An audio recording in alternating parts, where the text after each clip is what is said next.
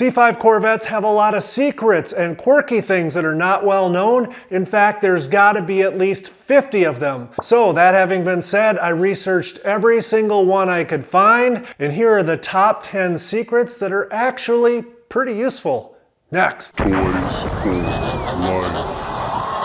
Secret number 1, if you occasionally drive your C5 aggressively, then this first tip is absolutely for you. There is a way to firmly tighten your seatbelt so that you're much more planted and connected in the seat, and therefore much less likely to kind of slide around if you hit the corners with some speed. And you've absolutely got to go out to your C5 and try this right after this video, and here's how it's done. First, move the seat back a couple of inches further than you normally do, then connect the lap belt as you normally would, but this time go ahead and pull all of the seat belt out and then let it back in slowly. Hear that special ratcheting sound? That's how you know you've entered Indy 500 mode. Once the belt's in as far as it can go, maybe even exhale a little bit so it'll get tighter, and finally go ahead and move the seat forward a couple of inches to really cinch that belt up. If for any reason you can't breathe because it's too tight, just go ahead and move the seat back a little bit until it's right.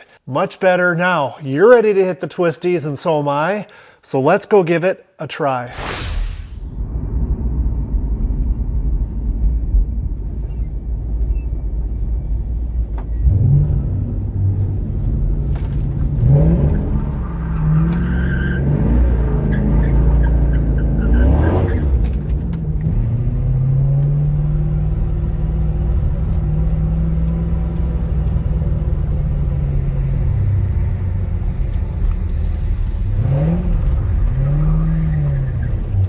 That was a heck of a lot of fun, and if you were on the fence before about whether or not the C5 seats are supportive enough, this technique may just change your mind. You might as well give it a try. It won't cost you anything, unless of course you get a ticket. Secret number 2 is competitive driving mode, and I probably should have talked about this one before the seatbelt tip, but better late than never. Anyways, some 1998 to 2000 Corvettes came with active handling and competitive driving mode as an option, and all 2001 to 2004 C5 Corvettes came with both of these features as standard equipment. To activate competitive driving, simply press and hold the magic button while you're driving or stopped in an 01 through 04 Corvette, or while you're completely stopped in a 98 through 2000 Corvette. And if your car does have this option, you will see competitive driving light up in the middle of your gauge cluster.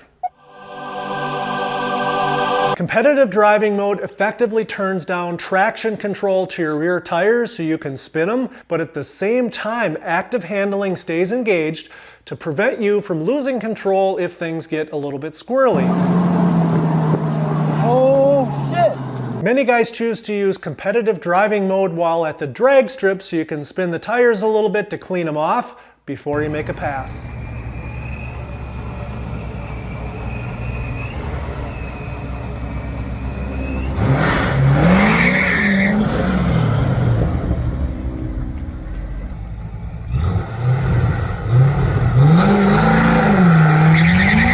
To exit competitive driving, simply press the magic button one time quickly, or alternatively, whenever you shut your C5 off and you go back and restart it, it will start back up in default mode, which has active handling and traction control engaged. Secret number 3, whenever I do an oil change or some sort of repair or buy new tires for the C5, I like to record the date and the mileage in my logbook, and the simplest way to do that is simply to reach into the C5 and turn on the parking lights. For whatever reason, simply doing this will display the C5's current odometer reading right in the middle of the gauge cluster, which I find to be extremely useful. Secret number 4 is that all C5 Corvettes come with something that no other generation Corvette comes with, and that is a rather sophisticated all-module built-in diagnostic system. I recently did a video about the C5's Onboard Diagnostics, and here's a little clip that'll give you a taste for just how powerful it is. To enter diagnostics, turn the ignition key to the on position, but do not start the engine. Hit reset if you've got any messages like door ajar or low tire pressure. Next, press and hold the option button while hitting the fuel button 4 times in a row. You're now in diagnostics mode. From here, simply hit any button other than the EM button to change to manual diagnostics, which is my preferred mode. First item up is PCM for Powertrain Control Module, which is where you'll find engine and transmission codes. Then it's TCS for Traction Control System, where the anti-lock brake and active handling codes will be found. Next we have Body Control Module codes. Then SDM codes, which stands for Sensing and Diagnostic Module, which is for the airbags. Then is Instrument Control Panel codes, followed by the radio codes, which is common if you've got an aftermarket radio. Then HVAC module is the next item. Then left and right door control modules are next, and yeah, there's 1 per door. Then is the seat control module, and lastly is the remote function actuator for things like your fob and tire pressure sensor readings. As you just saw, the C5's built-in diagnostics are no joke. They are incredibly useful, especially if your C5 happens to develop an issue. Secret number 5 is that you can crank over the C5's engine without starting it should the need arise. This is pretty handy if you need to do some sort of diagnostics like check the battery and starting system with a multimeter, or if you need to perform a compression test.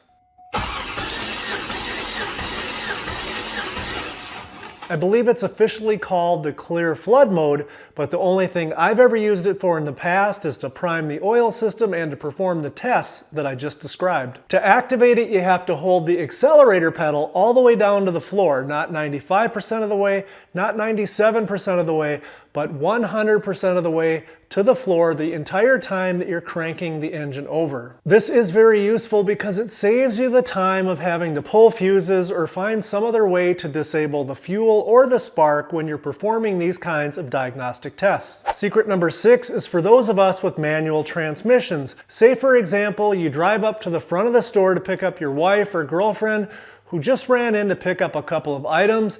She comes out with a whole bag full and wants to put them in the back, but how do you open up the hatch without turning off the engine? Maybe it's just me because I'm not that smart, but sadly it took me a few years to figure this out. But all you have to do is pull up on the emergency brake and then the hatch release button will work with the engine running.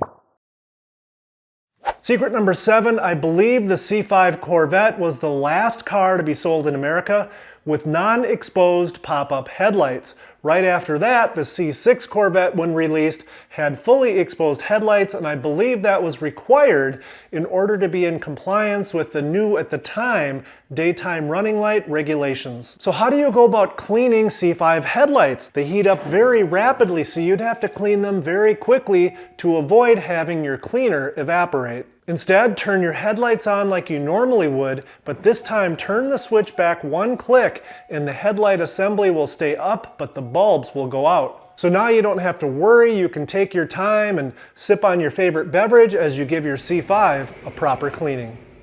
Secret number 8. How do you know exactly what options your C5 came with? Yes, options like polished aluminum wheels or power windows are obvious to everybody, but options like brake packages or even the memory packages that come with the interior are not going to be obvious to C5 owners that haven't developed OCD yet. Here's how you find out. For 99 to 2004 cars, you simply open your glove box and snap a picture of the build sheet that's right on the door. For 97, 98 Corvettes, you go in the back in the hatch area, lift up the driver's side storage cover, and the build sheet will be on the underside of that lid. Once you have the photo of your build sheet, grab a cup of coffee and your laptop and head on over to corvsport.com where you can decode all of the individual codes on that build sheet. It's kind of like a treasure hunt, and I personally found it very interesting to look up each individual code for the options that my C5 came with. It's definitely worth the 20 minutes that it'll take. It costs you nothing, and you'll probably learn something about your C5 that you didn't already know. Secret number 9 is that C5 Corvettes run hotter than most cars you've probably owned in the past, and that's completely normal. Although the stock thermostat opens at about 187 degrees, the cars will often run 225 to 230 degrees in slow or stop and go traffic. The C5's radiator contains a fan shroud with 2 fans, and that first fan is not set to turn on until 226 degrees.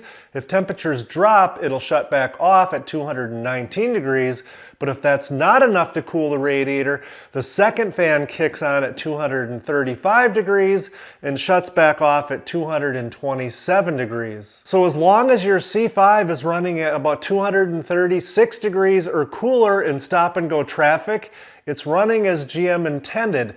That having been said, a lot of people opt to change their fan settings and do some other things to drop those coolant temperatures.